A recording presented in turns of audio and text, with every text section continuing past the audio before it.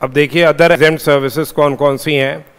तो अगर आप गोइंग कंसर्न इंडिपेंडेंट एंटिटी को बेसिकली गोइंग कंसर्न के फॉर्म में ट्रांसफर करते हो तो वो सर्विसेज क्या रहेंगी, एग्जेम्प्ट रहेंगी।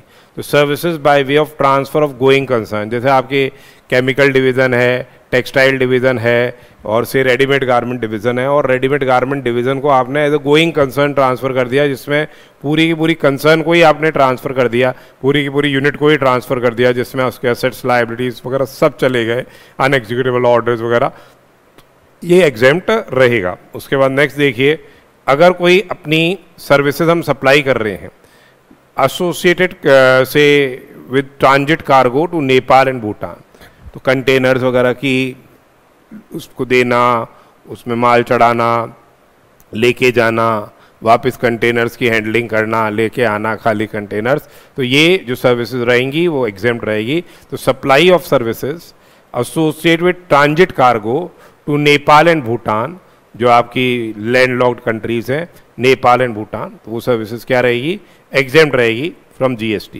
तो movement of empty containers from Nepal and Bhutan after delivery of goods there is service associated transit cargo to Nepal and Bhutan and is therefore covered by the exemption. Next देखिए, next है renting of residential dwelling for use as residence. ये बहुत ही important है। अगर आपने क्या है, residential dwelling है, रहने के लिए ये रेजिडेंशियल ड्वेलिंग है, इसको आपने क्या है, रेंट पे दिया। किसको दिया? या तो आपने इसको रेजिडेंशियल पर्पसेस के लिए दिया, या इसको क्या है, कॉमर्शियल पर्पसेस के लिए दिया। तो अगर आप इसको रेंट पे देते हो कॉमर्शियल पर्पसेस के लिए, तब तो ये टैक्सेबल होगा, सोचने का विषय ही नहीं है। अगर ये रेजिडेंशियल ड्वेलिंग है, रेजिडेंस पर्पसेस के लिए दे रहे हो, किसको दे रहे हो? या तो रजिस्टर्ड पर्सन को दे रहे हो, सामने वाला जो टेनेंट है, या तो वो रजिस्टर्ड है, या टेनेंट क्या है, अनरजिस्टर्ड। टेनेंट क्या है, अनरजिस्टर्ड है। तो अगर renting of residential dwelling unregistered person को दी जा रही है, तब तो एग्जेम्प्ट रहेगी। और यदि रजिस्टर्ड पर्सन को दी जा रही है, तो ये क्या होगी, टैक्सेबल हो जाएगी। ये वो क्या हो जाएगी, टैक्सेबल हो जाएगी, आरसीएम के तहत टैक्स लगेगा। परंतु रजिस्टर्ड पर्सन अगर कोई इंडिविजुअल है या सोल प्रोप्राइटर है, ठीक है, और उसने ये रेंटिंग करी हुई है for own use, for own residence, registered तो है पर उसने अपने रहने के लिए कर रखी है, तो वो क्या रहेगी, एग्जेम्प्ट रहेगी। वो क्या रहेगी, एग्जेम्प्ट रहेगी। तो देखिए, services by way of renting of residential dwelling, services by way of renting of residential dwelling for use as residence, ये रहेगी क्या, एग्जेम्प्ट, एक्सेप्ट जहां residential dwelling is rented to a registered person. अगर registered person को renting carry out की जा रही है, तब वो क्या हो जाएगी, चार्जेबल टू टैक्स है। परंतु एक्सप्लेनेशन इन्होंने दिया जो उसके स्कोप को बता रहा है कि सर्विसेज बाय वे ऑफ से renting of residential dwelling to a registered person, जहाँ रजिस्टर्ड पर्सन प्रोप्राइटर है प्रोप्राइटरशिप कंसर्न का, and rents the residential dwelling in his personal capacity for use as his own residence. Rents the registered person is a proprietor of proprietorship concern and rents the residential dwelling in his personal capacity for use as his own residence, या क्या है, such renting is on his own account and not that of the proprietorship concern, तो वो क्या रहेगी, exempt रहेगी, that will be what, exempt। ठीक है। अगर रेंटिंग ऑफ रेजिडेंशियल ड्वेलिंग है और वो रजिस्टर्ड पर्सन को है और वो अपने एम्प्लॉयज़ वगैरह के लिए उसने रेंटिंग कैरी आउट की है, तो उस पर्टिकुलर सर्कमस्टांस के अंदर एग्जेम्पशन नहीं मिलेगा। रजिस्टर्ड पर्सन को रिवर्स चार्ज बेसिस पे उस केस में टैक्स लगेगा। क्वेश्चन देखिए, XYZ limited owns hotels, other immovable properties and engage in letting of the same. देखिए, hotel rooms are let out at declared tariff of 1100 per room day, but actual room rent charge is 1000 per day। Number of days let out है 50। अब तो कोई बताए declare tariff से तो मतलब ही नहीं है। अगर आपने होटल रूम्स को लेट आउट किया है 50 दिन के लिए 1000 रुपये पर डे के हिसाब से, तो वैल्यू ऑफ टैक्सेबल सप्लाई 50,000 रुपये इसमें हो जाएगी। Guest house is late out eight declare tariff 1900 पर room per day and the actual room rent 1700 है। 1760 दिन के लिए आपने लेट आउट किया 1700 रुपये पर डे के हिसाब से, तो वैल्यू ऑफ टैक्सेबल सप्लाई कितनी हो जाएगी? 60 × 1700, ये हो जाएगी आपकी 1,00,000 और 2,000 रुपये। वैल्यू ऑफ टैक्सेबल सप्लाई कितनी हो जाएगी? 1,00,000 और 2,000 रुपये। फिर है धर्मशाला, नॉन कॉमर्शियल है, भले ही से नॉन कॉमर्शियल है, रेंट पे दी गई है, डिक्लेयर टैरिफ 800 है, रूम रेंट चार्ज की गई है 1200 रुपये। 1200 रुपये वैल्यू ऑफ सप्लाई हो गई इसमें, 60 दिन के लिए लेट आउट की गई है, तो ये 72,000 रुपीज़ हो गई। तो कितनी total value of taxable supply हो जाएगी इसमें? Total value of taxable supply हो गई, total value of taxable supply हो गई ये 50,000 प्लस 1,00,000 2,000 प्लस 72,000, 2,24,000 रुपये क्या हो जाएगी? टैक्सेबल वैल्यू हो जाएगी 2,24,000 रुपये।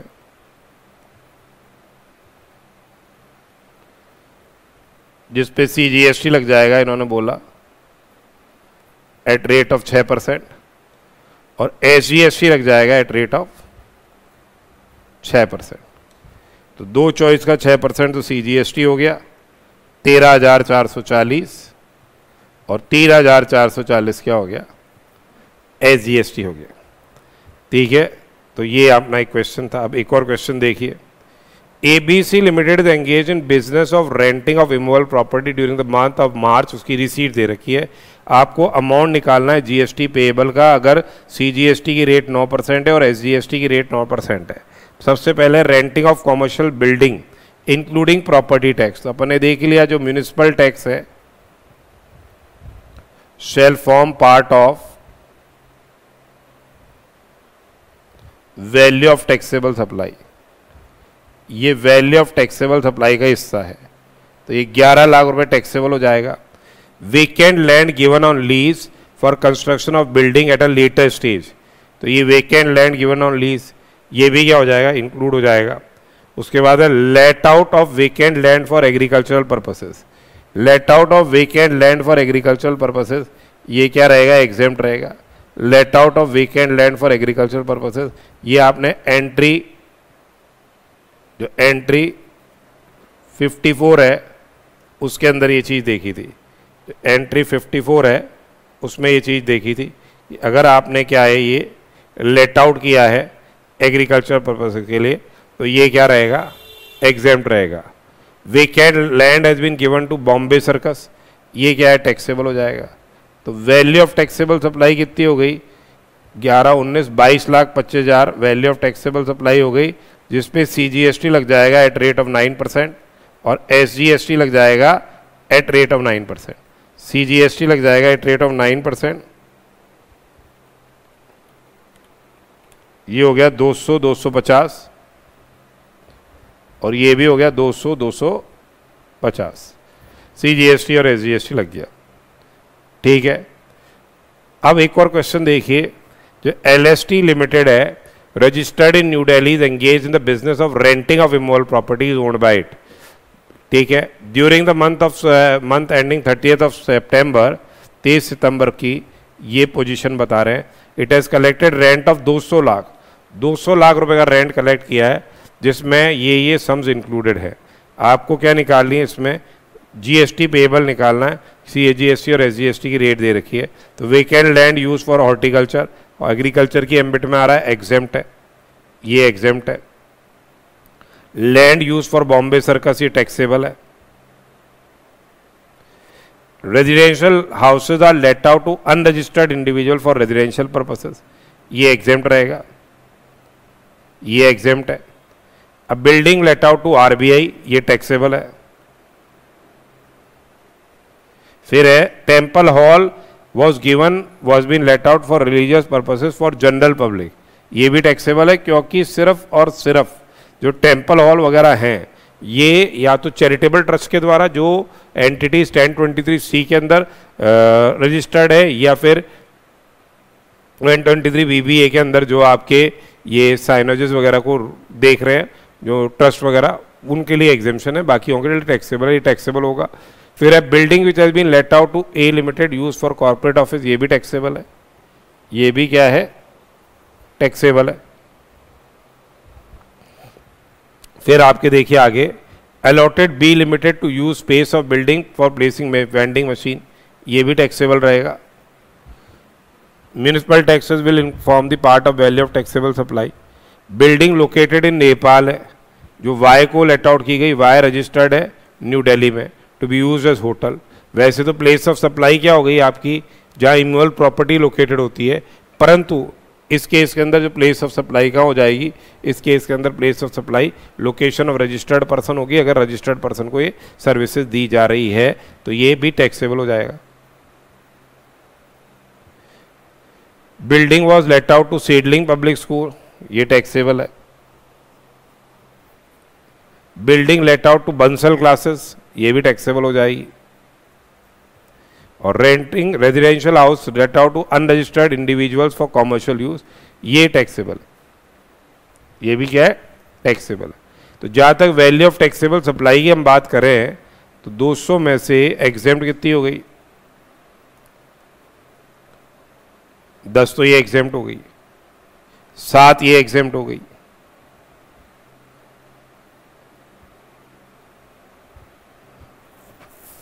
तो 200 में से 17 घटा दिए, 183 हो गई वैल्यू ऑफ टैक्सेबल सप्लाई, जिसमें CGST लग जाएगा एट रेट ऑफ 9% और SGST लग जाएगा एट रेट ऑफ 9%।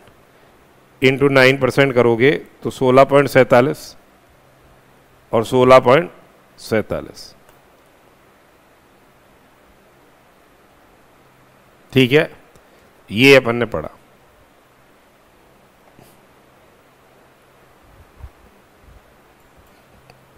जो नेक्स्ट एग्जेम्पशन है वो है hiring of means of transport of goods and passengers. वो क्या है, hiring of means of transport of goods and passengers. तो यदि आप सर्विसेज हायर पे दे रहे हो, क्या हायर पे दे रहे हो, स्टेट ट्रांसपोर्ट अंडरटेकिंग को मोटर व्हीकल हायर पे दे रहे हो, स्टेट ट्रांसपोर्ट अंडरटेकिंग को मोटर व्हीकल हायर पे दे रहे हो which is meant for carrying more than 12 passengers. State transport undertaking को मोटर व्हीकल हायर पे दिया है, meant to carry more than 12 passengers, वो एग्जेम्प्ट रहेगा। इसी हिसाब से अगर आपने लोकल अथॉरिटी को हायर पे क्या दिया, electrically operated vehicle, local authority को क्या हायर पे दिया, electrically operated vehicle meant to carry more than 12 passengers, electrically operated vehicle meant to carry more than 12 passengers, वो भी क्या रहेगा, एग्जेम्प्ट रहेगा from GST।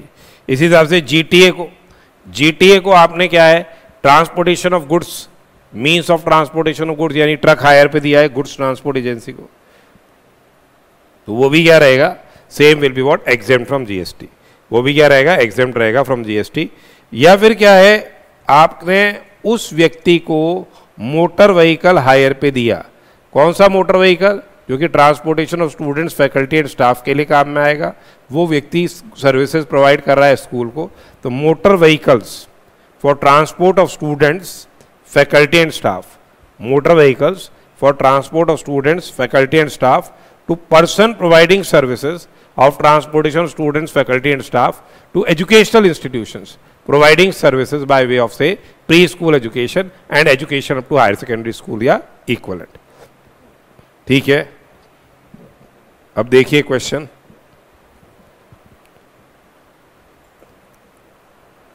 from the following information pertaining to the month ending 30th of September, आपको क्या निकालनी है, value of taxable supply निकालनी है if all the charges are exclusive of GST। आपको क्या निकालना है, वैल्यू ऑफ टैक्सेबल सप्लाई निकालना है यदि charges are exclusive of GST। पहली बात है, renting of bus to state transport undertaking, ये एग्जेम्प्ट है, renting of bus to state transport undertaking exempt है। Renting of goods vehicles to GTA, ये भी एग्जेम्प्ट रहेगा, renting of goods vehicle to GTA, ये एग्जेम्प्ट रहेगा। Renting of cars design to carry passengers to GTA, ये taxable हो जाएगा। Renting of cars design to carry passengers to GTA taxable है। Renting of dumpers ये भी taxable रहेगा। Renting of audio visual equipments, ये भी टैक्सेबल है। रेंटिंग ऑफ हायरिंग ऑफ से पंडाल और शामियाना फॉर ऑर्गेनाइजिंग फंक्शंस टैक्सेबल है। Hiring of machinery with transfer of right to use, ये भी क्या हो जाएगा, टैक्सेबल हो जाएगा। Right to use goods transfer किया है तो ये भी हायरिंग सर्विसेज के एम्बिट में ही आ रहा है। Renting of electrically operated vehicle to local authority, ये एग्जेम्प्ट है। Renting of agro machinery for use in agriculture exempt है। एंट्री 54 के तहत ये एग्जेम्प्ट है। तो टैक्सेबल वैल्यू निकालनी है हमको, कितनी हो गई, 20 लाख, 35 लैक्स, 50 लैक्स, 70 लैक्स, 130 लैक्स, 130 लैक्स, ये 130 लैक्स है। फिर नेक्स्ट देखिए, यदि आपका सर्विसेज है by way of access to road या bridge on payment of toll charges, services by way of access to road या bridge on payment of toll charges, वो क्या रहेंगी, एग्जेम्प्ट रहेगी। वो क्या रहेगी, एग्जेम्प्ट रहेगी। और फिर है नेक्स्ट, जो services by way of what, access to road या bridge on payment of annuity, पहले ही एग्जेम्प्ट थी, पहले ही एग्जेम्प्ट थी, अब क्या हो गई, ये टैक्सेबल हो गई है। इसी हिसाब से ट्रांसमिशन या डिस्ट्रीब्यूशन ऑफ इलेक्ट्रिसिटी है, क्या है, ट्रांसमिशन या डिस्ट्रीब्यूशन ऑफ इलेक्ट्रिसिटी है, बाय इलेक्ट्रिसिटी ट्रांसमिशन या डिस्ट्रीब्यूशन यूटिलिटी, वो एग्जेम्प्ट है। ट्रांसमिशन या distribution of electricity bye electricity transmission या डिस्ट्रीब्यूशन यूटिलिटी, वो क्या है, क्या हो गई, अब वो एक तरह से एग्जेम्प्ट रहेगी। ठीक है, नेक्स्ट देखिए, इसी में ही अगर आपने सपोज कीजिए कोई एप्लीकेशन लगाई है इलेक्ट्रिसिटी ट्रांसमिशन और डिस्ट्रीब्यूशन यूटिलिटी को मीटर के लिए, उसकी जो फीस लग रही है या जो रेंटल चार्जेस है मीटरिंग इक्विपमेंट के, टेस्टिंग फीस है for meters, transformers, capacitors, labour charges for from customers for shifting meters and charges of duplicate bill, वो क्या रहेंगे, चार्जेबल टू जीएसटी रहेंगे, वो टैक्सेबल रहेंगे। फिर आता है हमारे पास technology business incubators. Technology business incubators basically क्या होते हैं, एंटरप्रेन्योर्स होते हैं।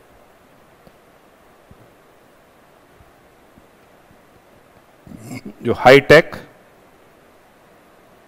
और इनोवेटिव प्रोडक्ट्स डेवलप कर रहे हैं, आइडिया दे रहे हैं उनका।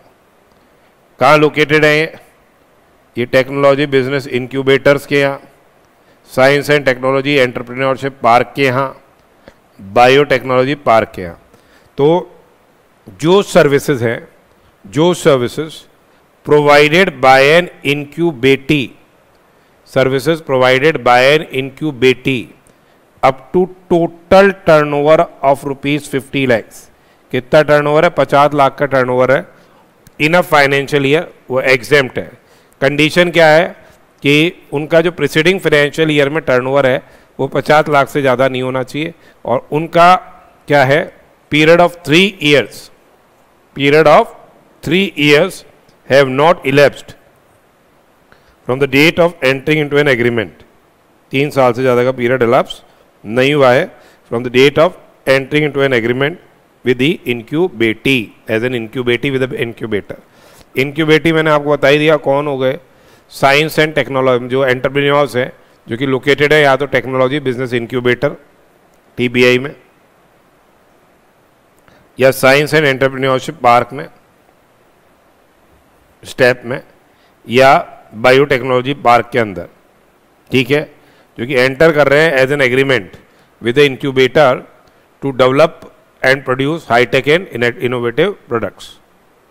फिर जो टेक्नोलॉजी बिजनेस इंक्यूबेटर्स हैं, science and technology entrepreneurship park है, और जो बायो इंक्यूबेटर्स हैं,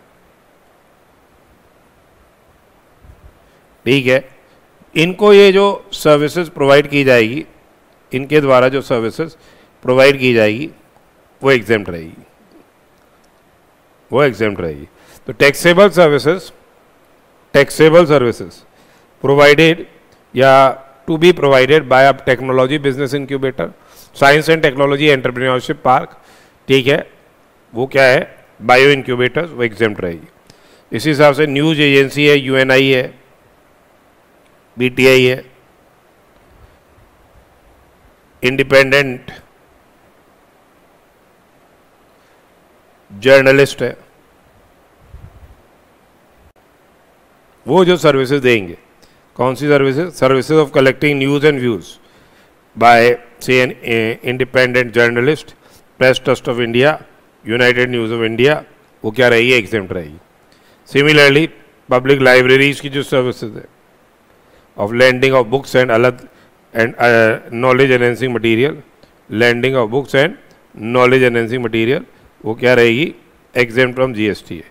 landing of books and knowledge enhancing material, वो क्या रहेगा, एग्जेम्प्ट रहेगा फ्रॉम जीएसटी, ठीक है।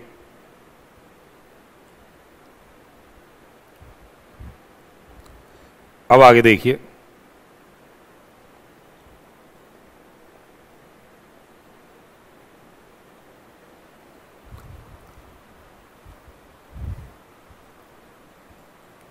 फिर नेक्स्ट देखिए, organising business exhibitions outside India. तो इंडिया की जो प्रोडक्ट्स हैं उसको प्रमोट करने के लिए, जैसे सपोज कीजिए कोई फुटवियर एसोसिएशन है,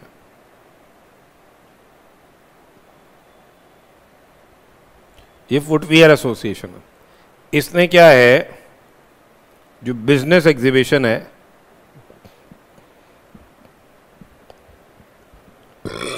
दुबई में ऑर्गेनाइज की, जिसमें लेयर, वुडलैंड, ये सब कंपनियों ने क्या है, पार्टिसिपेट किया, ठीक है, रेलॉक्सो, रेड टेप, प्यूमा। अब भले से अब ये दुबई में हो रही है, इनके रजिस्टर्ड पर्सन्स यहाँ पे लोकेटेड है, तो यहाँ पे place of supply location of registered person हो जाएगी। बिजनेस एग्जीबिशन अगर भारत के बाहर हो रही है और रजिस्टर्ड पर्सन को सप्लाई की जा रही है, इस को प्रमोट करने के लिए कि भाई जीएसटी नहीं लगे, इन्होंने ये जो बिजनेस एग्जीबिशन ऑर्गेनाइज की जा रही है आउटसाइड इंडिया, उसको एग्जेम्प्ट कर दिया है। फिर टूर ऑपरेटर सर्विसेज जो फॉरेन टूरिस्ट को प्रोवाइड की जा रही है, तो अब सपोज कीजिए एक तो होती है टूर ऑपरेटर सर्विसेज,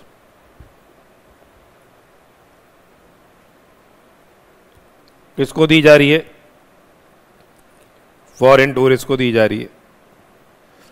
जो टूर कंडक्ट किया जाएगा Holi outside India, tour conduct किया जाएगा होली आउटसाइड इंडिया, वो तो वैसे ही एग्जेम्प्ट है, वैसे ही एग्जेम्प्ट है।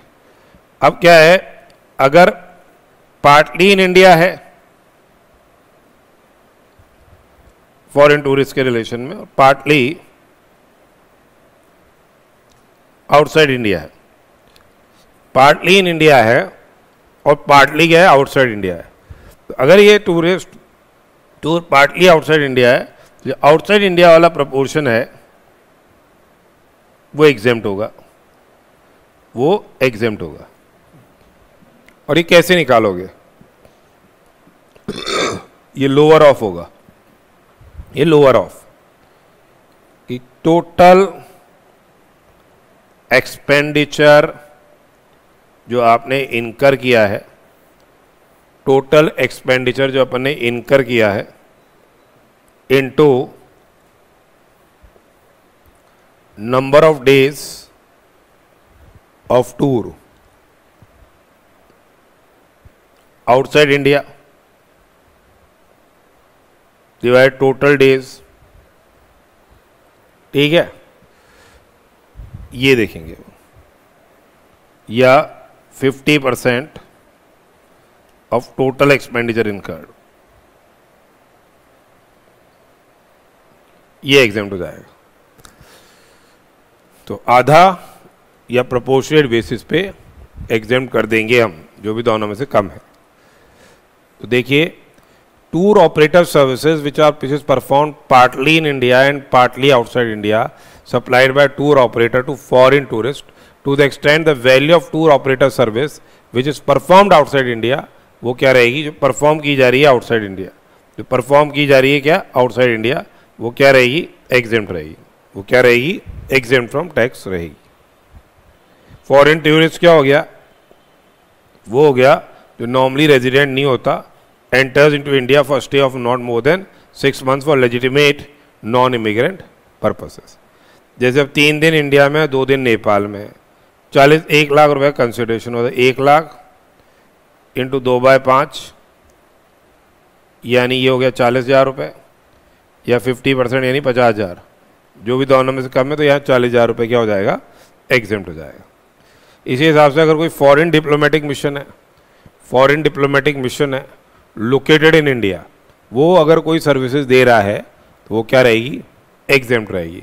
तो services by a foreign diplomatic mission located in India they are exempt from tax. फिर नेक्स्ट देखिए, जो आरटीआई के तहत यदि आप कोई इन्फॉर्मेशन लेते हैं उसकी फीस जो लगती है उस पर जीएसटी नहीं लगेगा। जो स्पोर्ट्स रिलेटेड सर्विसेज है उसके रिलेशन में एग्जेम्पशन है, this also very very important, कई बार आता है ये। इसमें क्या है, इसमें रिकॉग्नाइज स्पोर्ट्स बॉडी को इंडिविजुअल अगर कोई प्लेयर है, रेफरी है, अंपायर है, कोच है, टीम मैनेजर है, सिर्फ यही है, ये सर्विसेज दे रहे हैं। किसको दे रहे हैं, रिकॉग्नाइज स्पोर्ट्स बॉडी को, वो क्या रहेगी, एग्जेम्प्ट रहेगी। इसी हिसाब से एक रिकॉग्नाइज स्पोर्ट्स बॉडी दूसरी रिकॉग्नाइज स्पोर्ट्स बॉडी को जो सर्विसेज दे रही है वो भी क्या रहेगी, एग्जेम्प्ट रहेगी। अगर सपोज कीजिए कमेंट्रेटर है,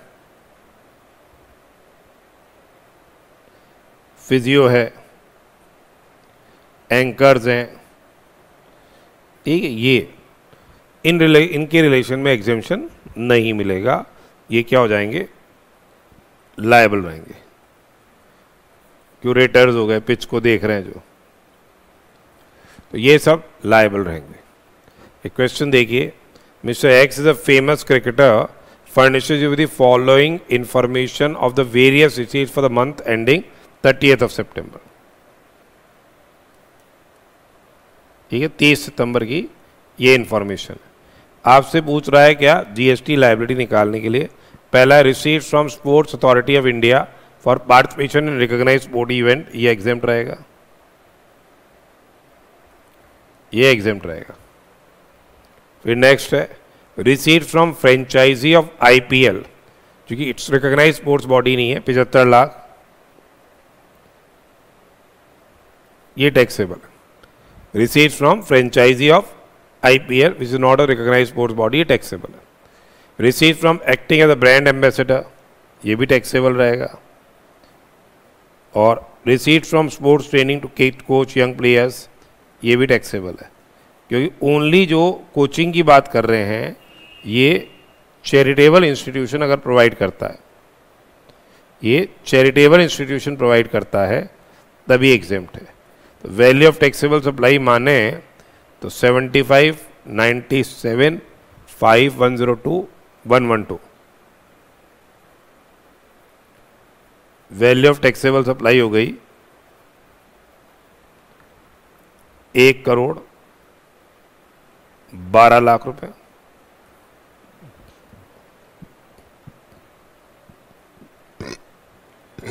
जीएसटी लगेगा 18% की रेट से, 1,12,00,000 पे जीएसटी लगेगा 18% की रेट से।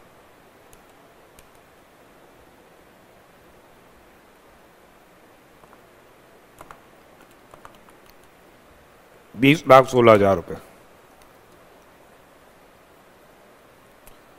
ठीक है, 20,16,000 जीएसटी लगेगा। फिर under 17 FIFA women's world cup organise किया जा रहा है, तो ये एग्जेम्प्ट है। फीफा जो सर्विसेज दे रहा है या फीफा को जो सर्विसेज दी जाएगी जब भी रीशेड्यूल होके ऑर्गेनाइज होगा। इसी हिसाब से जो एशियन फुटबॉल कन्फेडरेशन जो वुमेन्स एशिया कप है, सर्विसेज जो प्रोवाइड की जाएगी उनको या इनके द्वारा वो एग्जेम्प्ट रहेगी। इसी साथ admission to FIFA and admission to AFC वो क्या है, एग्जेम्प्ट है। पब्लिक कन्वेंसेस भी जो हैं, जैसे आपके washrooms, bathrooms, laboratories, urinals, toilets, ये सर्विसेज क्या है, एग्जेम्प्ट है फ्रॉम जीएसटी। अब नेक्स्ट है लिस्ट ऑफ सर्विसेज जो कि एग्जेम्प्ट है फ्रॉम आईजीएसटी। सबसे पहले देखिए, अगर इंपोर्ट ऑफ सर्विस हो रही है, इंपोर्ट ऑफ सर्विस है तो रिवर्स चार्ज मैकेनिज्म पे टैक्स लगता है, अपन ने चैप्टर 3 में पढ़ा था। अब इंपोर्ट हो रही है सर्विसेज, जो सर्विस सप्लायर है वो है नॉन टैक्सेबल टेरिटरी में। सर्विस रेसिपिएंट भी है, वो भी कहाँ पे है, नॉन टैक्सेबल टेरिटरी में। और place of supply of service कहाँ पे है, टैक्सेबल टेरिटरी में। Place of supply of service कहाँ पे है, टैक्सेबल टेरिटरी में। तो जो इंपोर्ट हो रही है सर्विसेज वो क्या रहेगी, एग्जेम्प्ट रहेगी जीएसटी से, ठीक है, ये एग्जेम्प्ट है। उसके बाद यदि कोई services is received from a provider of service, provider कहाँ पे लोकेटेड है, नॉन टैक्सेबल टेरिटरी में। तो अगर सेंट्रल गवर्नमेंट ने ली, स्टेट गवर्नमेंट ने ली, यूनियन टेरिटरी ने ली, लोकल अथॉरिटी ने ली, गवर्नमेंटल अथॉरिटी ने ली, या गवर्नमेंट ने ली, गवर्नमेंट अथॉरिटी ने ली, या इंडिविजुअल ने ली, किसके लिए ले रही है ये, नॉन बिजनेस यूज़ के लिए। किसके लिए इंपोर्ट हो रही है, नॉन बिजनेस यूज़ के लिए, तो एग्जेम्प्ट रहेगी, एक्सेप्ट से OIDR service, except OIDAR services, ठीक है, एक्सेप्ट OIDR सर्विसेज, या फिर इंपोर्ट सी फ्रेट। तो सेंट्रल गवर्नमेंट ले रही है, स्टेट गवर्नमेंट ले रही है, यूनियन टेरिटरी ले रही है, लोकल अथॉरिटी ले रही है, गवर्नमेंटल अथॉरिटी ले रही है, इंडिविजुअल ले रही है, इंडिविजुअल ले रहा है in relation to any purpose other than commerce, industry और एनी अदर बिजनेस और प्रोफेशन, वो क्या रहेगा, एग्जेम्प्ट रहेगी। इसी हिसाब से चैरिटेबल एंटिटी ने सर्विसेज ली है for the purpose of providing charitable activities, वो भी क्या रहेगी, एग्जेम्प्ट रहेगी।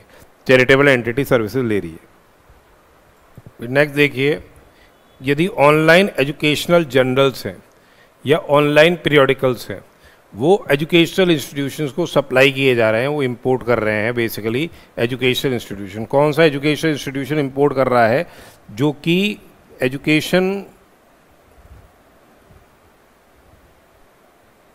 क्वालिफिकेशन दे रहा है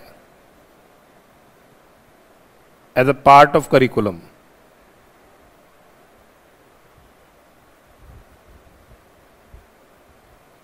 ठीक है, ये क्वालिफिकेशन है क्या, रिकॉग्नाइज बाय इंडियन लॉ, यानी जो आपके डिग्री कोर्सेज हो गए कॉलेज वगैरह, उनके द्वारा ये ऑनलाइन एजुकेशन जर्नल्स या पीरियोडिकल्स इंपोर्ट किए जाएंगे, वो क्या रहेगी, एग्जेम्प्ट रहेगी। परंतु किसके लिए एग्जेम्पशन नहीं मिलेगा, pre school education and education up to higher secondary school और equivalent education as a part of approved vocational education course, उनके लिए एग्जेम्पशन नहीं है। इसी हिसाब से अपन ने फर्स्ट पॉइंट में डिस्कस कर लिया था कि अगर service recipient non taxable territory में, service supplier non taxable territory में, place of supply taxable territory में, वो एग्जेम्प्ट रहेगा। परंतु ये एग्जेम्पशन किसके लिए नहीं मिल रहा, OIDR सर्विसेज के लिए नहीं मिल रहा, online information database access retrieval services के लिए नहीं मिल रहा है, और इंपोर्ट सी फ्रेट के लिए नहीं मिल रहा है। Import sea freight OIDR services taxable रहेंगी। फिर RBI सर्विसेज रिसीव कर रहा है फ्रॉम आउटसाइड इंडिया, ये आउटसाइड इंडिया से रिसीव कर रहा है in relation to management of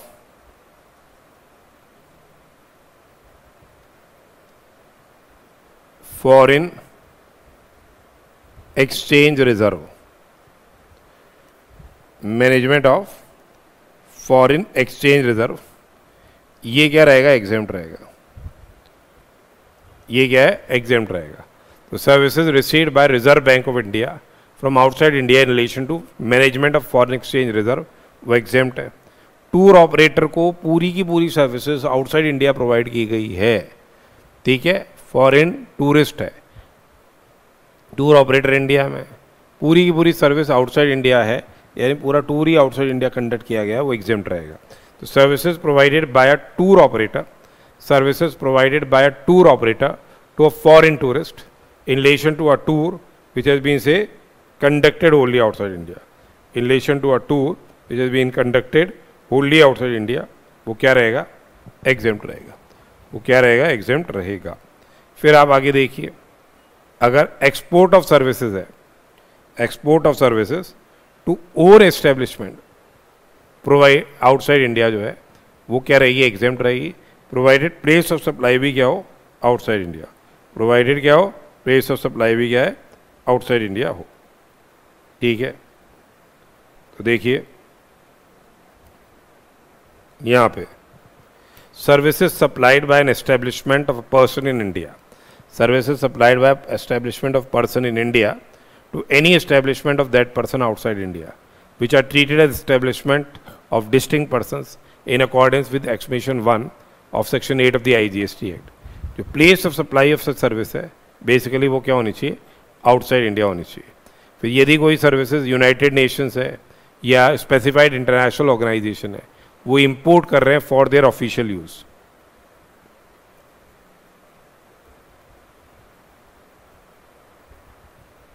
वो क्या रहेगी? एग्जेम्प्ट रहेगी. So import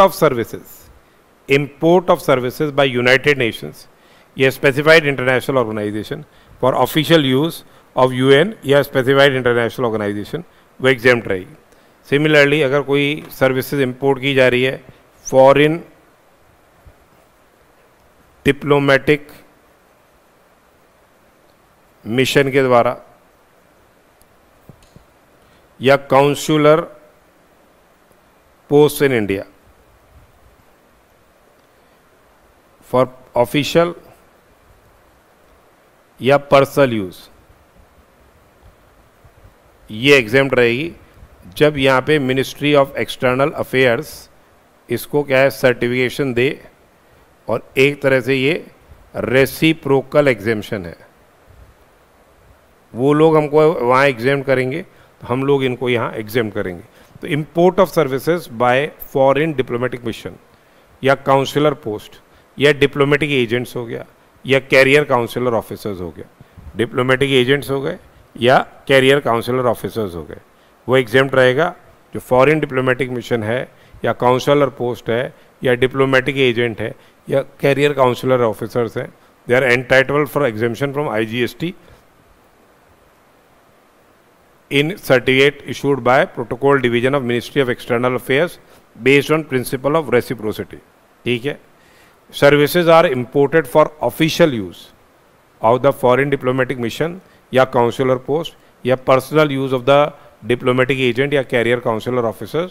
और उसके अलावा Protocol Division after having issued the certificate decides to withdraw the certificate, तो फिर ये exemption भी withdraw हो जाएगा.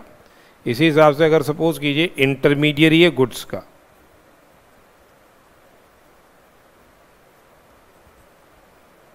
कौन है? इंटरमीडियरी गुड्स का, यानी ब्रोकर है.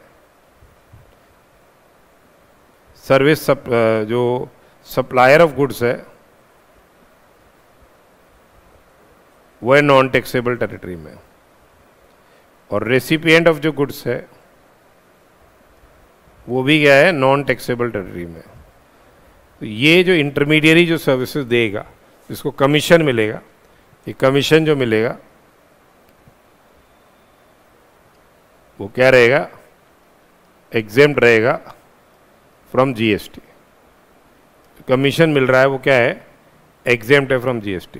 तो services provided by N intermediary, services provided by N intermediary when the location of both the supplier and recipient of goods is outside the taxable territory, वो क्या रहेगी? exempt रहेगी.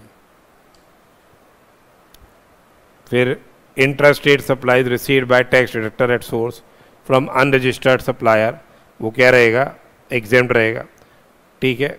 अगर कोई इंट्रास्टेट सप्लाई कौन रिसीव कर रहा है? TDS टैक्स डिडक्टर रिसीव कर रहा है. किससे रिसीव कर रहा है? अनरजिस्टर्ड पर्सन से.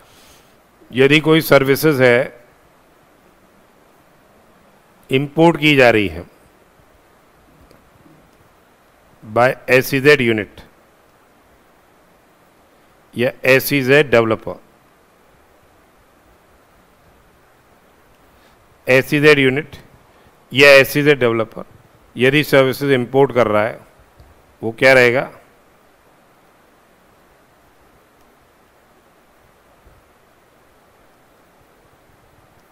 एग्जेम्प्ट रहेगा फ्रॉम IGST। तो all services imported by a unit या developer of SEZ for authorised operations they are exempt from whole of the integrated tax leviable thereon. फिर जो गवर्नमेंट का शेयर है, जो profit share है,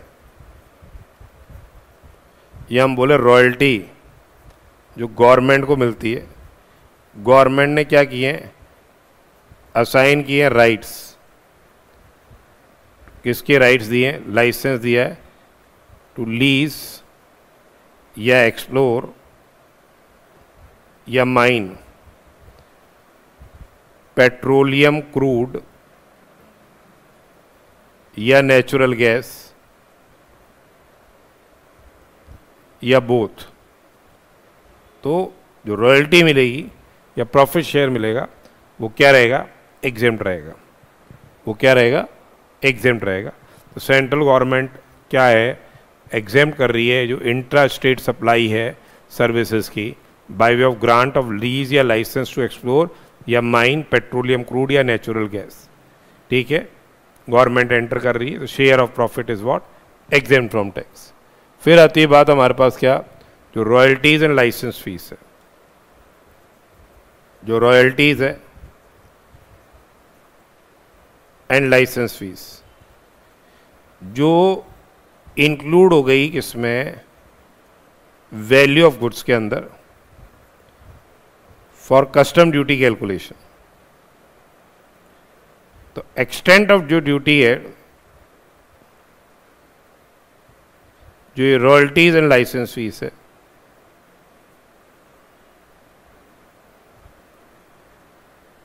ये क्या रहेगी, एग्जेम्प्ट रहेगी फ्रॉम GST। ये क्या रहेगी, एग्जेम्प्ट रहेगी फ्रॉम GST। कुछ प्रैक्टिकल क्वेश्चंस देख लीजिए। An individual acts as a referee in a football match organised by sports authority of India. Sports authority of India क्या है, रिकॉग्नाइज स्पोर्ट्स बॉडी है। रेफरी इंडिविजुअल, अगर कोई authority sports authority of India को services दे रहा है, ये क्या रहेगा, एग्जेम्प्ट रहेगा फ्रॉम GST। ये एग्जेम्प्ट रहेगी from GST। He also acted as referee in another charity football match organise by local sports club. Local sports club कोई रिकॉग्नाइज स्पोर्ट बॉडी नहीं है। Local sport club is not recognized sports body, ये कोई sports body नहीं है, recognise sports body. Hence जो services provided by them to them क्या हो जाएगा, टैक्सेबल हो जाएगी। क्या हो जाएगी, टैक्सेबल हो जाएगी। नेक्स्ट देखिए, XYZ limited is a registered person receive the following sums exclusive of taxes. ये कह रहा है कि GST लायबिलिटी आप निकालिए। सबसे पहले commission for acting as C&F agent, taxable हो जाएगा ये। दूसरा है commission for acting as commission agent for agricultural produce, ये हमने एंट्री 54 में पढ़ा था। जो कमीशन एजेंट होते हैं एग्रीकल्चर प्रोड्यूस के, वो एग्जेम्प्ट होते हैं, ये एंट्री 54 में हमने पढ़ा था। फिर commission for acting as commission agent for consumer goods, ये टैक्सेबल है। Margin earn for trading in derivatives और कमोडिटी फ्यूचर्स, बेसिकली क्या है, ये सिक्योरिटीज़ है। और ट्रांजैक्शन इन सिक्योरिटीज़ क्या है, not covered in ambit of supply, ये सप्लाई की एम्बिट में नहीं आ रहा है। ठीक है, ये भी और ये भी। तो अब आपके वैल्यू ऑफ टैक्सेबल सप्लाई की बात करें तो वैल्यू ऑफ टैक्सेबल सप्लाई हो जाएगी आपकी 13 लाख रुपए। जो वैल्यू ऑफ टैक्सेबल सप्लाई हो गई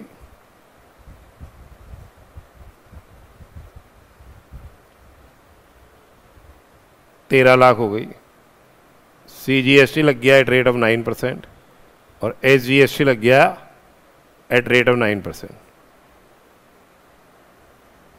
ये आ गया भैया। नेक्स्ट देखिए,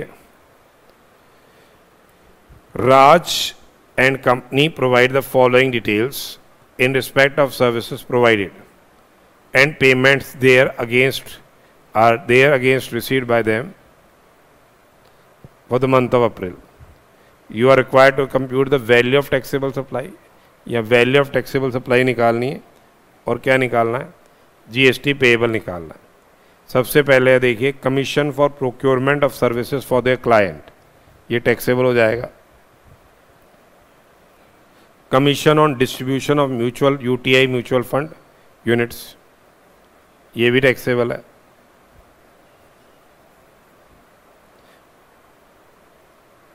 फिर आती है customer care service provided on behalf of Shweta and company, ये भी टैक्सेबल है।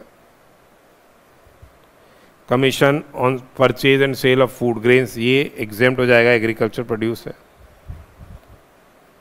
Commission on procurement of advertisement for publications in company, ये भी टैक्सेबल है। And charges for parts processing parts and accessories and manufacture of cycles for use of clients, ये भी taxable है। तो जो वैल्यू ऑफ टैक्सेबल सप्लाई हो गई वो कितनी हो गई, 10, 26, 34, 38, 48, ये हो जाएगी वैल्यू ऑफ टैक्सेबल सप्लाई। इसमें CGST लग जाएगा और SGST लग जाएगा।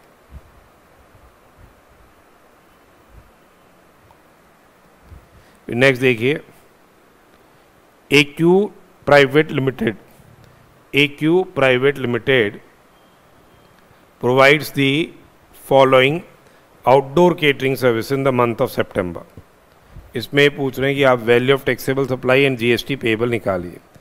Outdoor catering services to higher secondary school within the premises of school, ये क्या रहेगी, एग्जेम्प्ट रहेगी। क्योंकि अपन ने देखा था एजुकेशनल सर्विसेज में, अगर आप आउटडोर केटरिंग सर्विसेज प्रोवाइड कर रहे हो to an educational institution providing pre school education and education up to higher secondary school, वो एग्जेम्प्ट है। Providing food to students under midday meal scheme sponsored by government, midday meal scheme sponsored by government भी क्या रहेगी, exempt रहेगी, midday meal scheme sponsored by government. Then providing catering services along with supply of food and drinks in marriage functions, ये 50 लाख रुपए की value, 20 lakh रुपए का fair market value of goods supplied by receiver, इससे लेना देना नहीं है। Net amount charge for the good supplied, no amount is charge for the good supplied. कहने का मतलब क्या है, 50 लाख रुपए क्या रहेगी यहाँ वैल्यू रहेगी।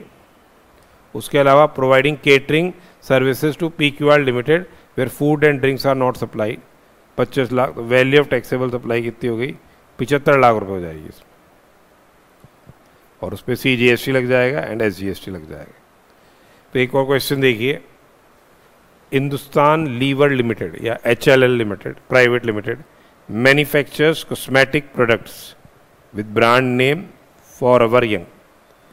HLL has organized a concert to promote brand name and Alia Sharma is a brand ambassador who is leading film actress, was given classical dance performance in the said concert. Film actress है, classical dance performance दी है। Proceeds the concern worth 1 lakh to be will be donated to charitable organisation. इससे मतलब नहीं है। तो जो services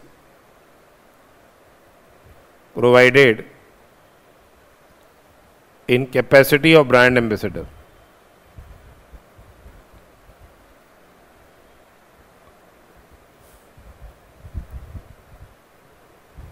bye classical artist, ये क्या हो जाएगा, ये क्या हो जाएगा, टैक्सेबल हो जाएगा।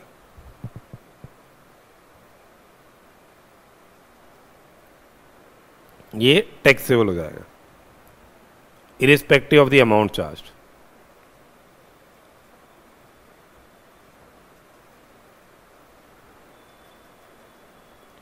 फिर नेक्स्ट देखो, क्या आलिया शर्मा को जीएसटी पे करना है? बिल्कुल पे करना है आलिया शर्मा को जीएसटी। ठीक है, नेक्स्ट देखिए, determine the taxable value of supply under GST law with respect to each of the following service, independent services provided by the registered person.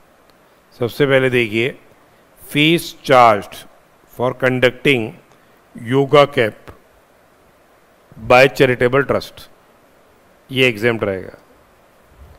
Fees charge for conducting yoga camp by charitable trust, ये क्या exempt है। Amount charge by business correspondent, जो business correspondent है services provide कर रहा है rural area branch में with respect to saving bank account, ये भी क्या रहेगा, रूरल एरिया ब्रांच में with respect to saving bank account, business correspondent जो सर्विसेज देगा ये भी क्या रहेगी, एग्जेम्प्ट रहेगी, ये भी एग्जेम्प्ट रहेगी। Amount charge by cord blood bank for preservation of stem cells, ये पहले एग्जेम्प्ट थी अब टैक्सेबल है, पहले एग्जेम्प्ट थी ये अब taxable. And amount charge for services provided by commentator to recognise sports body, commentator अगर सर्विसेज दे रहा है रिकॉग्नाइज स्पोर्ट्स बॉडी को तो ये भी क्या रहेगी, टैक्सेबल रहेगी, ये भी क्या है, टैक्सेबल रहेगी। तो वैल्यू ऑफ टैक्सेबल सप्लाई कितनी हो गई,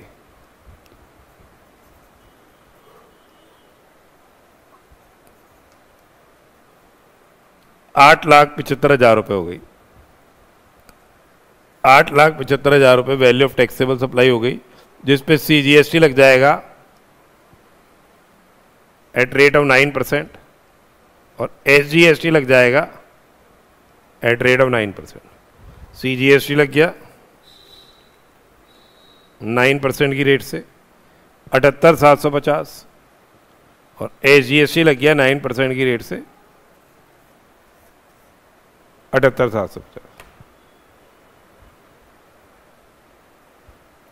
अब नेक्स्ट जो सर्विसेज है, जो इंटेलेक्चुअल प्रॉपर्टी राइट्स है, आईपीआर जो है, जिसमें आपके ट्रेडमार्क हो गया, ब्रांड नेम हो गया, कॉपीराइट हो गया, डिजाइन्स हो गई, पेटेंट्स हो गए, इंटीग्रेटेड सर्किट्स हो गया, इनका अगर टेम्परेरी ट्रांसफर हो रहा है, इनका टेम्परेरी ट्रांसफर हो रहा है, टेम्परेरी ट्रांसफर या permitting the use of IPR, temporary transfer या परमिटिंग यूज ऑफ आईपीआर क्या रहेगी, एग्जेम्प्ट रहेगा। डिक्लेयर्ड सप्लाई है, ये डिक्लेयर्ड सप्लाई ऑफ सर्विस है और टैक्सेबल है, एग्जेम्प्ट नहीं टैक्सेबल है। ठीक है, ये अलग से पावर पोर्शन है, टैक्सेबिलिटी का है। तो टेम्परेरी ट्रांसफर और permitting the use of enjoyment of IPRs, they are treated as supply of service. तो आप आईपीआरस का टेम्परेरी ट्रांसफर कर रहे हो, जैसे कॉपीराइट्स हो गए, ट्रेडमार्क्स हो गई, पेटेंट्स हो गए, डिजाइन्स हो गई, इंटेंजिबल प्रॉपर्टी। अब ये जरूरी नहीं है कि IPR are registrable under Indian law. So even if IPRs are registered under foreign law, ठीक है, तो भी क्या हो जाएगी, taxability will arise.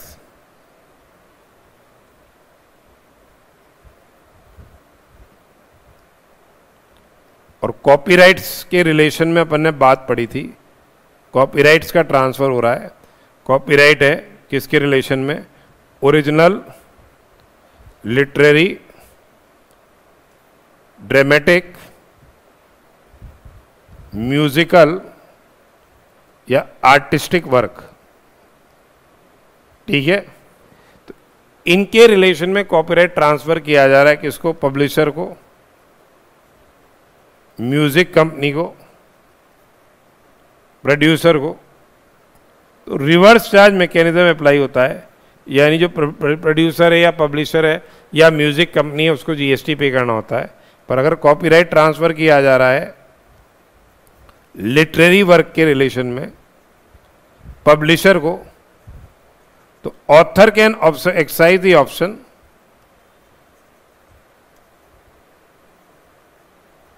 Option to pay GST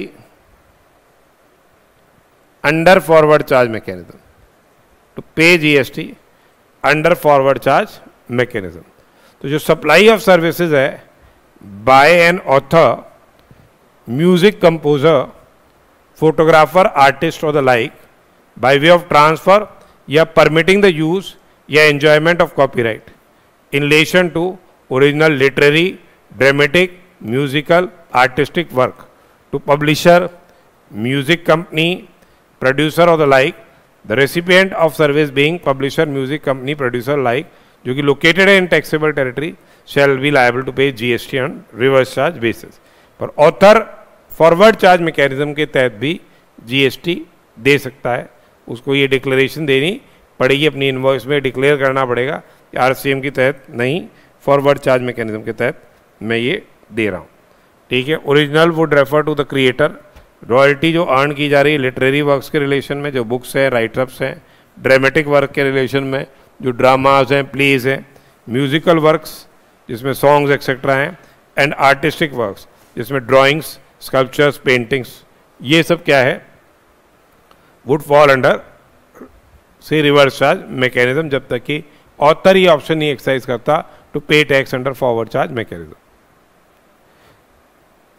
इसी हिसाब से यदि कोई म्यूजिक कंपनी है वो अपने साउंड रिकॉर्डिंग के राइट्स जो है ट्रांसफर कर रही है तो RCM will not be applicable, and the royalty for allowing recording of song for further distribution by the composer, ये भी टैक्सेबल होगा, रिवर्स चार्ज बेसिस पे टैक्सेबल होगा।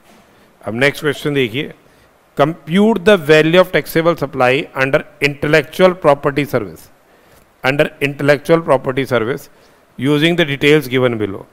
सबसे पहले देखिए, royalty for providing design and patents 20 lakh रुपए, ये टैक्सेबल है। Lump sum royalty for permanent transfer of trademark, ये सप्लाई ऑफ गुड्स है, लायबल रहेगी। और royalty under brand licensing arrangement for use of brand name, ये भी टैक्सेबल है, ये भी टैक्सेबल है। तो वैल्यू ऑफ सप्लाई कितनी हो गई, 45 लाख प्लस 5, 50 और 10, 60 लाख रुपए। 60 लाख रुपए इस केस के अंदर क्या है, ये वैल्यू ऑफ सप्लाई है। नेक्स्ट देखिए,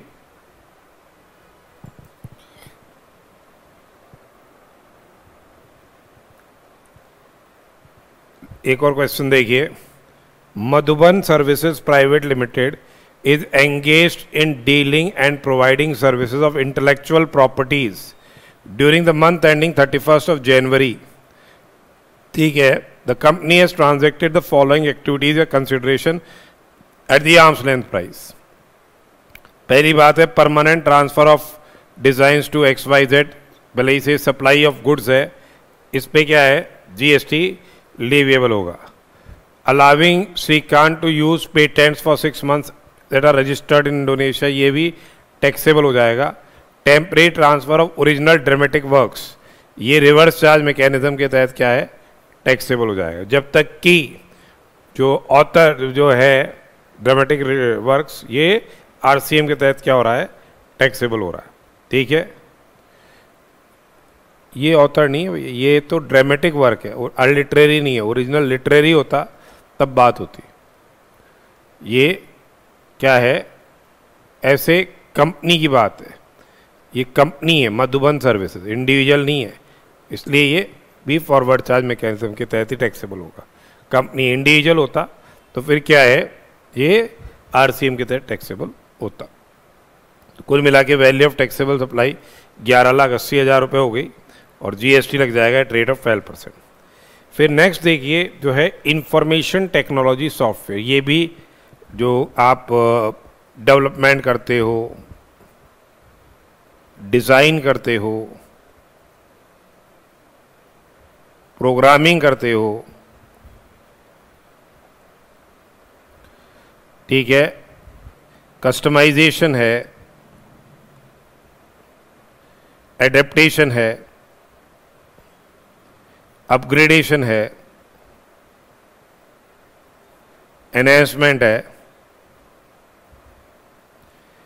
इम्प्लीमेंटेशन ऑफ आईटी सॉफ्टवेयर। ये क्या माना जाता है? बेसिकली ये सप्लाई ऑफ सर्विस है, ये सप्लाई ऑफ सर्विस है। So basically what information technology software क्या? It means representation of instructions, data, sound और image including source code and object code, which is recorded in machine readable form and capable of being manipulated or providing interactivity to a user by means of computer या automated data processing machine or any other device equipment। ठीक है, IT software को तो आप international technology software के बारे में तो आपको जो नॉलेज है ही है, तो यही डेवलपमेंट होगा, डिज़ाइन होगा, प्रोग्रामिंग होगा, कस्टमाइजेशन होगा, एडेप्टेशन होगा, अपग्रेडेशन होगा, enhancement, implementation of the information technology software, इसको सप्लाई ऑफ सर्विस माना गया है। प्री पैकेज या कैन सॉफ्टवेयर जो ऑफ द शेल्फ बिक रहे हैं वो सप्लाई ऑफ गुड्स है। On site development of software supply of service है। Advice consultancy and assistance in matters relating to information technology software, ये सप्लाई ऑफ सर्विस के एम्बिट में आएगा। Pre package software is basically goods. Customise development of software and deliver to client on media like CD is a service and software given on hire is also taxable। अब एक देखिए question, measures Auriga Private Limited provide the following information relating to information technology software for the month of September।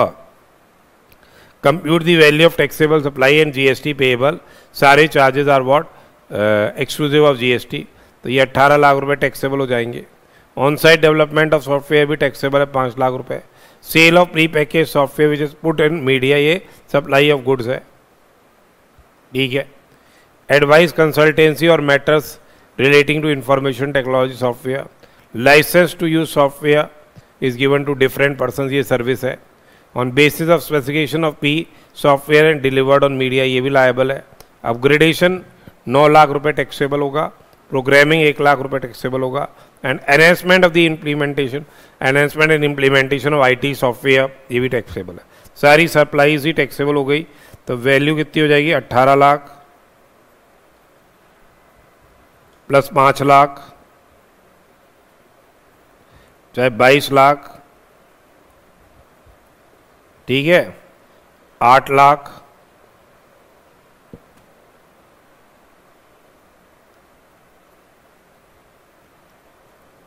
Plus 28 lakh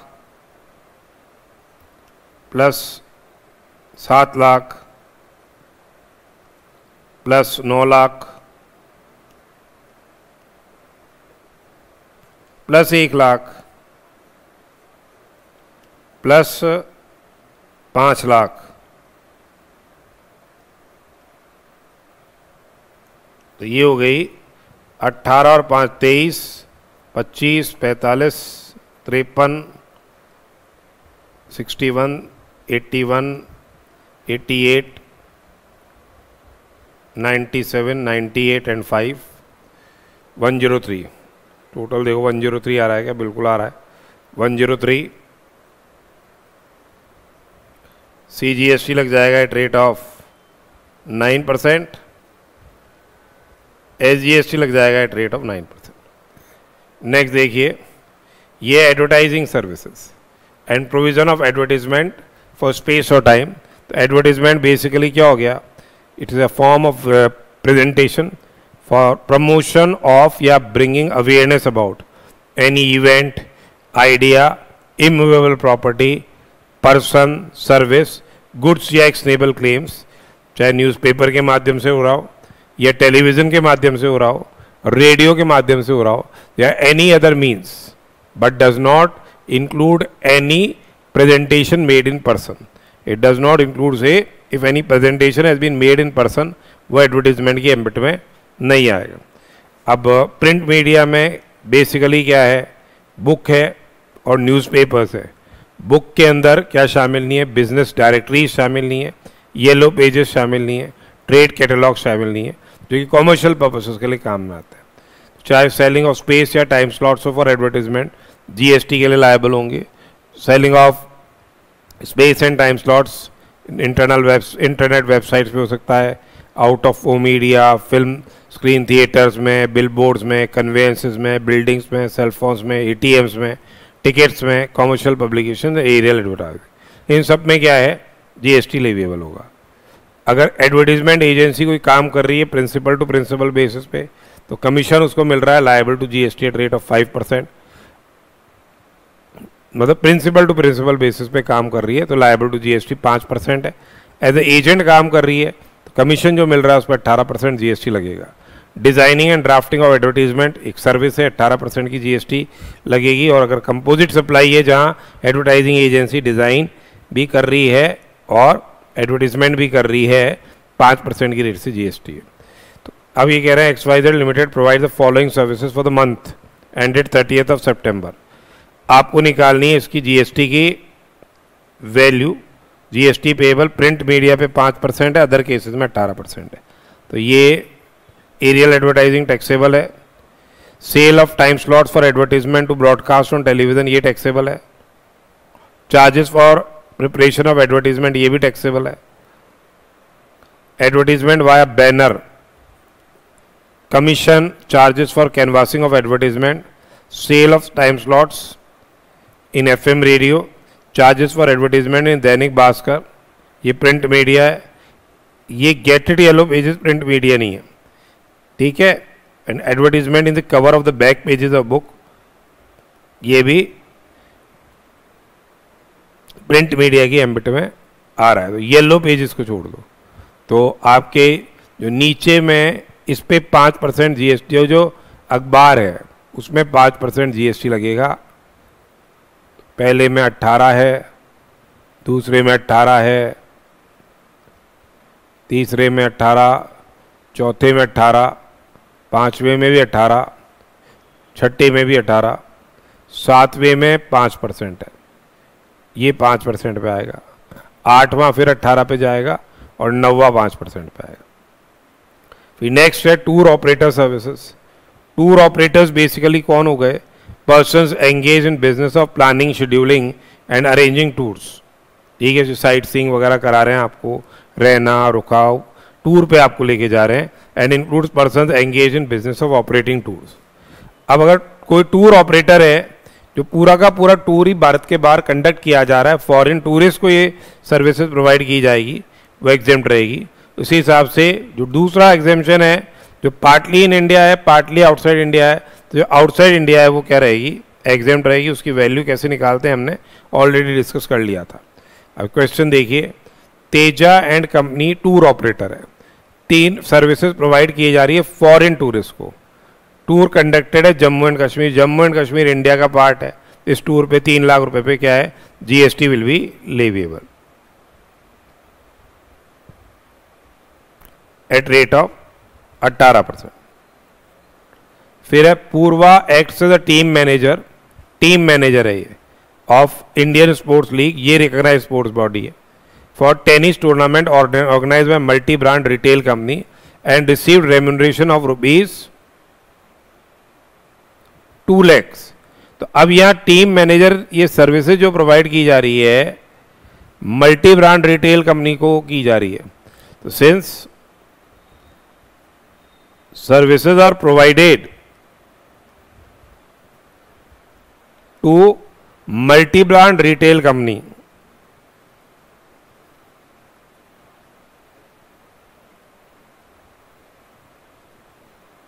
multi brand retail company को ये services provide की जा रही है, ये क्या हो जाएगी? टैक्सेबल होगी। अगर यही services are provided to Indian sports league, जो कि रिकॉग्नाइज स्पोर्ट्स बॉडी है, तब ये क्या हो जाती?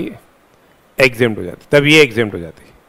नेक्स्ट देखिए, examine whether the following independent intra state services are exempt from GST. पहला है देखिए, जो लीगल सर्विसेज है provided by BMC and partners, ये पार्टनरशिप फर्म ऑफ एडवोकेट है, to Vastukar enterprises registered in Delhi providing architect service, जिसका turnover preceding financial year में threshold limit of registration से ज़्यादा है, तो ये लीगल सर्विसेज टैक्सेबल होगी, ये टैक्सेबल होगी, और ये रिवर्स चार्ज मैकेनिज्म के तहत टैक्सेबल होगी। यानी जो बीएमसी एंड पार्टनर्स हैं, जो बीएमसी एंड पार्टनर्स हैं are liable to pay GST under RCM, reverse charge mechanism के तहत पे जीएसटी देना पड़ेगा। मिनिमम बैलेंस चार्जेस अगर कलेक्ट कर रहा है Dhanvarsha bank from current account and saving account holders, ये भी टैक्सेबल है, ये भी टैक्सेबल है। ये ट्रांजेक्शन इन मनी की एम्बिट में नहीं आ रहा, ये क्या है, टैक्सेबल रहेगा। फिर नेक्स्ट देखिए, British high commission, British high commission chief diplomatic mission of united kingdom of India is providing advisory services to students. तो एक तरह से ये क्या हो गया, फॉरेन डिप्लोमेटिक मिशन है, फॉरेन डिप्लोमेटिक मिशन है। वो अगर सर्विसेज प्रोवाइड करता है इन इंडिया, वो क्या रहती है, एग्जेम्प्ट रहती है, वो क्या रहती है, एग्जेम्प्ट रहती है, वो क्या रहेगी, एग्जेम्प्ट रहेगी। 5,000 रुपये जो रजिस्ट्रेशन फीस चार्ज की जाएगी वो क्या रहेगी, एग्जेम्प्ट रहेगी फ्रॉम जीएसटी। नेक्स्ट क्वेश्चन देखिए, Pethalal and has obtained registration and current year in the Uttar Pradesh. पहले रजिस्टर्ड नहीं था, अब रजिस्ट्रेशन लिया है, ठीक है। उसका टर्नओवर प्रीसीडिंग फाइनेंशियल ईयर में 19,90,000 था और उसको ये सर्विसेज मिली है इन the month of September. Funeral services ये शेड्यूल 3 में आ रही है,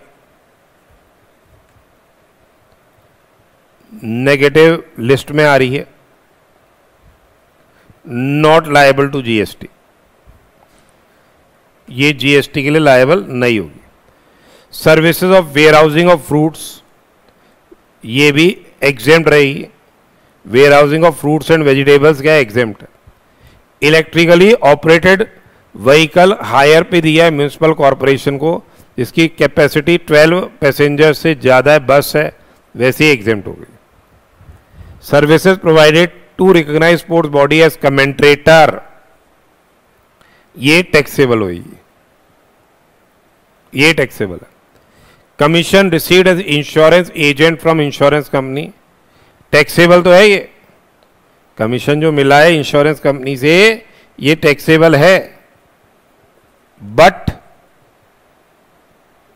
under RCM reverse charge manner में ये टैक्सेबल है, आरसीएम के तहत टैक्सेबल है। फिर है commission received as business facilitator for services provided to urban branch of nationalised banks, ये अर्बन ब्रांच को प्रोवाइड कर रहे हैं, बिजनेस फैसिलिटेटर है, अर्बन ब्रांच को सर्विसेज प्रोवाइड कर रहे हैं, ठीक है।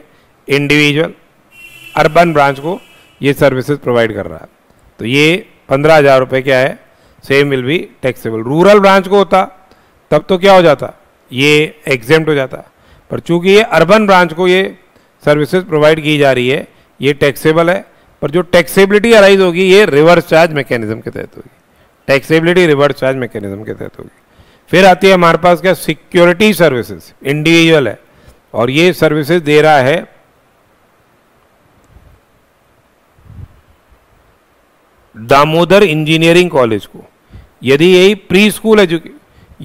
प्री स्कूल होती और एजुकेशन टू से हायर सेकेंडरी स्कूल होती, ठीक है, तो उस केस के अंदर क्या है, ये एग्जेम्प्ट हो जाता है। अब ये रजिस्टर्ड पर्सन को सिक्योरिटी सर्विसेज प्रोवाइड की जा रही है, तो रिवर्स चार्ज मैकेनिज्म के तहत क्या है, ये टैक्सेबल होगी।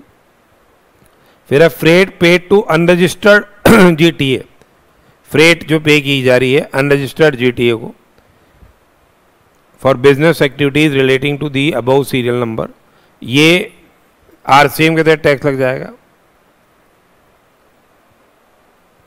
और legal advice received from Kanoon and associates of partnership firm, ये एग्जेम्प्ट रहेगी। क्या एग्जेम्प्ट रहेगी, अगर अपना business turnover preceding financial year में थ्रेशोल्ड लिमिट ऑफ रजिस्ट्रेशन से ज़्यादा नहीं है, तो ये कह रहे हैं कि आपको नेट जीएसटी पेएबल निकालना है। फ्यूनरल सर्विसेज पे टैक्स नहीं लगेगा, warehousing of rice exempt है, हायर पे इलेक्ट्रिकली ऑपरेटेड व्हीकल दिए वो एग्जेम्प्ट है, recognise sports body as commentator पे टैक्स लग जाएगा 9% CGST 9% SGST, ये रिवर्स चार्ज में टैक्स होगा, ये रिवर्स चार्ज में टैक्स होगा, ये रिवर्स चार्ज में टैक्स होगा, यहाँ नहीं लगेगी लाइबिलिटी। GTA को आप सर्विसेज अवेल करिए, RCM के तहत टैक्स लग रहा है, ITC इसमें से मिलेगा नहीं, लीगल सर्विसेज एग्जेम्प्ट है, लीगल सर्विसेज एग्जेम्प्ट है। तो कुल मिला के बात ये हो गई कि ये टोटल टैक्स पेएबल निकल के आ गया, ये वैल्यू ऑफ टैक्सेबल सप्लाई आ गई और ये टैक्स आ गया, आंसर आ जाएगा ये, ठीक है। फिर नेक्स्ट क्वेश्चन देखिए, विविध प्राइवेट लिमिटेड, विविध private limited is supplier of goods and services at Bangalore, registered in state of Karnataka, जिसका टर्नओवर है 200 lakh in the last financial year. इसने ये इंफॉर्मेशन फर्निश की है। Services provided bye way of labour contract, labour contract है, ध्यान रखो। फॉर रिपेयरिंग, रिपेयरिंग के लिए सिंगल रेजिडेंशियल यूनिट, अगर ये कंस्ट्रक्शन के लिए होता तब तो क्या हो जाता, एग्जेम्प्ट हो जाता, ये रिपेयर के लिए है, ये क्या हो जाएगा, टैक्सेबल होगा, ये टैक्सेबल होगा। Fees received from students of competitive exam training academy run by विविध प्राइवेट लिमिटेड, ये भी टैक्सेबल है, ये भी टैक्सेबल हो गया। उसके बाद 4 buses each with seating capacity of 72 passengers given on hire to state transport undertaking, ये एग्जेम्प्ट रहेगा, ये क्या रहेगा, एग्जेम्प्ट रहेगा। Rent paid to local municipal corporation for premises taken on rent for competitive exams of training academy, ये taxable है, RCM के तहत अपने को टैक्स जमा कराना पड़ेगा। GTA services, GTA goods transport services received from GTA taxes payable, ये फॉरवर्ड चार्ज मैकेनिज्म के तहत टैक्स लगेगा, GTA को इस केस में GST देना पड़ेगा। ये आपकी वैल्यू मांग रहे हैं 1,30,000 का 18%, 1,30,000 वैल्यू, ये GST आ गया, 540 18% GST ये आ गया। बसेस एग्जेम्प्ट रहेगी, रेंट पे RCM के तहत टैक्स लगेगा, GTA पे फॉरवर्ड चार्ज मैकेनिज्म के तहत लगेगा ये।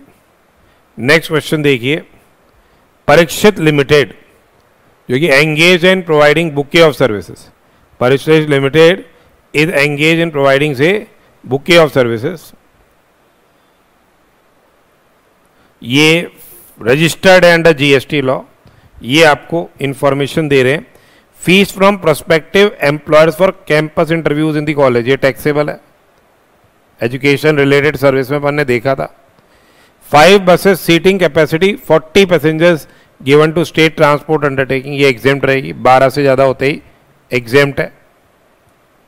Receipts of Shiny, a commercial coaching institute providing coaching in the field of commerce, certificate was awarded to each trainee after completion certificate, ये भी टैक्सेबल है क्योंकि ये प्राइवेट कोचिंग इंस्टीट्यूट है, इससे फर्क नहीं पड़ता कि सर्टिफिकेट प्रोवाइड किया जा रहा है या नहीं किया जा रहा।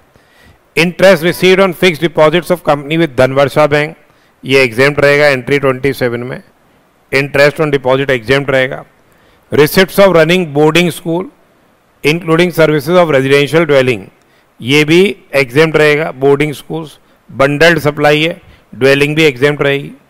Then receipt of Shikshit Samudaya and industrial training institute affiliated to national council of vocational training, courses run by it are designated trades, ये अप्रूव्ड वोकेशनल एजुकेशन कोर्स है, ये एग्जेम्प्ट रहेगा। नेक्स्ट देखिए, receipts of Pratibha institute registered with director general of employment and training, ministry of labour and employment, modular employable skill course run कर रहा है, ये भी क्या है, एग्जेम्प्ट है। नेक्स्ट क्या है, professional services provided to foreign diplomatic mission, इनको जो सर्विसेज दी जाएगी ये टैक्सेबल होगी, इनको जो सर्विसेज दी जाएगी ये टैक्सेबल होगी।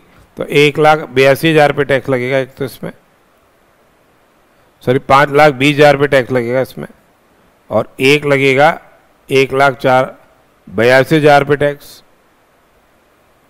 और एक लगेगा 1,04,000 पे टैक्स, बाकी कहीं कुछ नहीं लगेगा। 18% की रेट से जीएसटी आपको कंप्यूट करना। एक और क्वेश्चन देखिए, A to Z a proprietary firm, A to Z a proprietary firm registered under GST is engaged in providing various services under one roof. Various services provide कर रहे हैं under one roof. The firm provides the following information pertaining to supplies of the month of March. देखिए, amount collected for loading, unloading, packing and warehousing of potato chips. Potato होता था exempt कर देते, potato chips है इसलिए taxable हो जाएगा, इसलिए टैक्सेबल हो जाएगा। Fees paid for yoga camp conducted by charitable trust registered under 12AB of the income tax act, ये एग्जेम्प्ट है। योगा अगर कोई रिसीव हो रही है, मतलब ये सर्विसेज ये रिसीव हो रही है, ये एग्जेम्प्ट है। Interest received on fixed deposits with Apna bank by firm, interest भी एग्जेम्प्ट रहेगा, ये भी एग्जेम्प्ट रहेगा। Professional services provided to foreign diplomatic mission, taxable है। फिर recovery agent services provided to ABC Finlease, ये टैक्सेबल है RCM के तहत। रिकवरी एजेंट की सर्विसेज में जो NBFC है उसको टैक्स देना होगा। सिक्योरिटी सर्विसेज, ये A to Z proprietary firm है, ये सिक्योरिटी सर्विस प्रोवाइड कर रही है to XYZ limited registered person, ये भी RCM के तहत टैक्स लगेगा। Receipts of running an education institution including receipts for providing residential dwelling services, ये exempt रहेगा, ये exempt रहेगा। Supply value including cost of fuel, providing services of renting of motor vehicles to body corporate। अब rate of GST पे depend करेगा, ये जो renting of motor vehicle की सर्विस है जीएसटी लग रहा है एट रेट ऑफ 5%, ये भी RCM के तहत क्या है, टैक्स लगेगा। तो ये क्या पूछ रहे हैं आपसे, जीएसटी लायबिलिटी निकालनी है इसमें मार्च के महीने की। तो देखो पहली है amount collected for loading, unloading, packing and warehousing of potato chips, taxable हो गया RCM फॉरवर्ड चार्ज मैकेनिज्म के तहत। इंटरेस्ट एग्जेम्प्ट हो जाएगा। Professional services provided to foreign diplomatic mission, इस पे जीएसटी लग गया 9% की रेट से। रिकवरी एजेंट सर्विसेज में RCM लग रहा है। सिक्योरिटी सर्विसेज में भी RCM लग रहा है, रेसिपिएंट को जीएसटी देना है। एजुकेशन इंस्टीट्यूशन एग्जेम्प्ट है। उसके अलावा supply of value including cost of fuel, rate of GST 5% है, RCM लगेगा इसमें, रेसिपिएंट को जीएसटी पे करना है। योगा कैंप वाला एग्जेम्प्ट रहेगा, योगा कैंप वाला एग्जेम्प्ट रहेगा, ठीक है। तो ये जीएसटी की लायबिलिटी आ गई है अंडर फॉरवर्ड चार्ज। तो ये अभी अपने एग्जेम्पशन से रिलेटेड क्वेश्चंस पढ़े, बहुत इंपॉर्टेंट चैप्टर है। इंटरमीडिएट लेवल हो चाहे फाइनल लेवल हो, this is a very very important chapter. Exam में इसमें पक्के क्वेश्चंस आते ही आते हैं, उसको अच्छे से करके जाइएगा।